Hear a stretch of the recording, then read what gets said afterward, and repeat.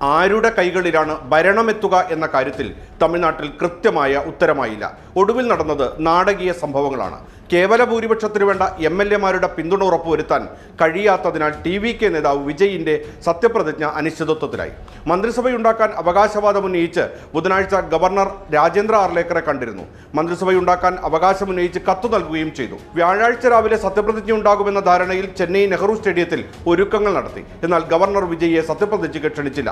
തമിഴ്നാടിന്റെ കൂടി ചുമതലയുള്ള കേരള ഗവർണർ ആർലേക്കർ ബുധനാഴ്ചയാണ് ചെന്നൈ ലോക് ഭവനിലെത്തിയത്. അതേസമയം വിജയുടെ പോലീസ് സുരക്ഷാ വാഹന വ്യൂഹം പിൻവലിച്ചു. ഗവർണറുടെ ഇത്തരം നീക്കങ്ങൾക്ക് പിന്നിൽ കേന്ദ്ര സർക്കാരാണെന്ന് വ്യക്തം. ഏറ്റവും വലിയ ഒറ്റക്കക്ഷിയായ TVK ഭൂരിപക്ഷം ഒപ്പിക്കാൻ ശ്രമം തുടരുന്നതിനിടെ ബദ്ധശത്രുക്കളായ DMK-യും അണ്ണാ DMK-യും തമ്മിൽ മന്ത്രിസഭയുണ്ടാക്കുന്നത് സംബന്ധിച്ച് രഹസ്യ ചർച്ച നടക്കുന്നതായാണ് റിപ്പോർട്ട്.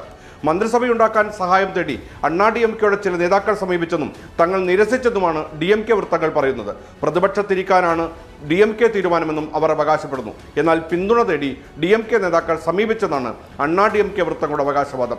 അനൗപചാരിക ചർച്ചകൾ തുടരുകയാണെന്നും പറയപ്പെടുന്നു. MK സ്റ്റാലിൻ മുഖ്യമന്ത്രിയും എടപ്പാടി പളനിസ്വാമി ഉപമുഖ്യമന്ത്രിയുമായുള്ള സർക്കാരാണ് പരിഗണനയിലുള്ളതെന്നും റിപ്പോർട്ടുകളുണ്ട്. പരസ്പരം ശത്രുക്കളായി കാണുന്ന രണ്ടു പാർട്ടികൾ ഒന്നിക്കുന്നത് ഭാവിയിൽ ഇരുവർക്കും ദോഷമാകുമെന്ന ആശങ്കയുമുണ്ട്. TVK-യുമായി ചേർന്ന് മന്ത്രിസഭയുണ്ടാക്കണമെന്ന അഭിപ്രായവും അണ്ണാ DMK-യിൽ ശക്തമാണ്. 108 സീറ്റ് നേടിയ TVK-ക്ക് കേവല ഭൂരിപക്ഷത്തിന് 10 MLA-മാരുടെ കുറവാണുള്ളത്. മന്ത്രിസഭയുണ്ടാക്കാൻ കോൺഗ്രസിന്റെയും ഇടതുകക്ഷികളുടെയും സഹായം തേടിയ TVK അണ്ണാ DMK-യുമായും NDA-യിലെ മറ്റൊരു ഘടകകക്ഷിയായ PMK-യുമായും അനൗപചാരിക ചർച്ച നടത്തുന്നുണ്ട്. അണ്ണാ DMK-യിൽ വലിയൊരു വിഭാഗം TVK-യുമായി സഹകരിക്കണം എന്ന അഭിപ്രായക്കാരാണ്.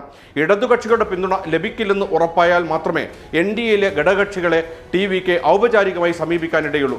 5 സീറ്റുള്ള കോൺഗ്രസ് TVK-ക്ക് പിന്തുണ പ്രഖ്യാപിച്ച് കത്ത് നൽകി കഴിഞ്ഞു. 2 സീറ്റുള്ള മുസ്ലിം ലീഗ് ഒപ്പം ചേരില്ലെന്ന് പ്രഖ്യാപിച്ചു. 2 സീറ്റ് വീതമുള്ള CPM, CPI, DMK സഖ്യത്തിൽ തുടരുമെന്ന് വ്യക്തമാക്കി. ഇതിനിടെയാണ് ഗവർണറുടെ അധികാര പ്രയോഗം. ഭരണഘടനയുടെ 164-ാം അനുച്ഛേദ പ്രകാരമാണ് ഗവർണർ മുഖ്യമന്ത്രിയെ സത്യപ്രതിജ്ഞയ്ക്കായി ക്ഷണിക്കുന്നത്. ഒരു പാർട്ടിക്കും വ്യക്തമായ ഭൂരിപക്ഷമില്ലെങ്കിൽ ആരെ ക്ഷണിക്കണമെന്നത് ഗവർണറുടെ വിവേചനാധികാരമാണ്. ഏറ്റവും വലിയ ഒറ്റക്കക്ഷിയായോ അല്ലെങ്കിൽ കേവല ഭൂരിപക്ഷമുള്ള മുന്നണിയെയോ സർക്കാർ രൂപവത്കരിക്കാൻ ഗവർണർ ക്ഷണിക്കുകയാണ് പതിവ്.